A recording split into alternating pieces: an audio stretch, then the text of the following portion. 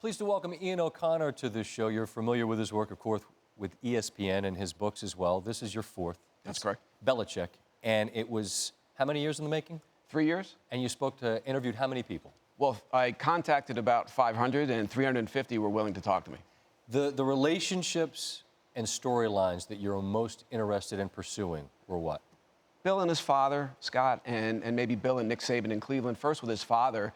He was a wonderful man. And in the United States Navy during World War II on Okinawa, he did a wonderful thing that I think a lot of people aren't aware of. He was a white officer in an officers club, one of the first black officers in the United States Navy. Samuel Barnes, a future executive with the NCAA, walked in. Every white officer in the club walked out except Steve Belichick. Raising Bill in that household, when people wonder about how does Bill connect with the African-American athlete, particularly over the years, I think he came out of a household that was way ahead of its time in terms of black and white in America. That's interesting. And you mentioned Saban as well. So much is known about their time together. What did you find interesting about that? Longtime friends, obviously, and in '94 together, they were a devastating tandem. They led the league in points against, I believe, 204 with the Browns, beat Parcells in the playoffs with the Patriots. But there was tension there. And there were two things that Saban didn't like necessarily about Belichick. One was Bill's restrictive media policies, not allowing assistants to talk, and Saban wanted to get his name out there, which is kind of funny given the way Saban governs his program now at Alabama, right?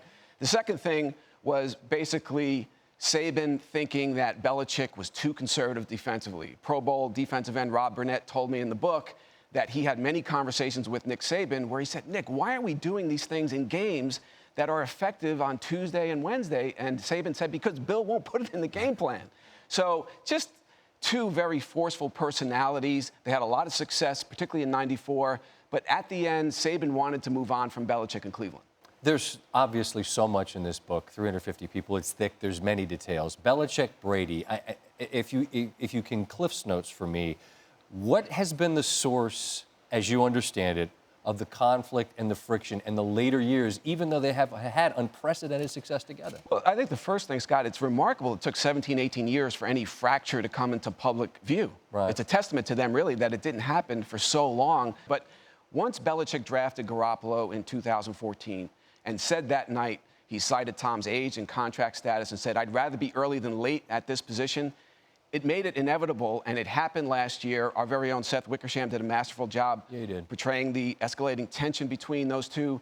It came down to Garoppolo's presence and also 17, 18 years of being coached in an unforgiving way by Belichick wore Brady down. And then, of course, the way Belichick marginalized Alex Guerrero, his business partner and life coach, and it all sort of came together to represent a last straw. I was told by a number of sources that as late as late March, Brady wasn't sure he was going to play again for Belichick. Wow. We run out of time far too quickly when it comes to this. Our radio days are Drusilla. We'd have more room to explore. But just a quick thought on Belichick, because who he is away from our eyes is a very different man. Is that what you found from the people that you spoke to, that there is a coach Belichick that we will never see? There's a human Bill, Scott, and there's a work Bill, and each walls the other off. It's a Jekyll and Hyde thing, and he can be a very engaging person, and it's almost like I've seen it. It's the difference between Steve Carell and Michael Scott in The Office, right? Sure. And so they're two very distinct personalities. It's just that most public figures show their best side in public.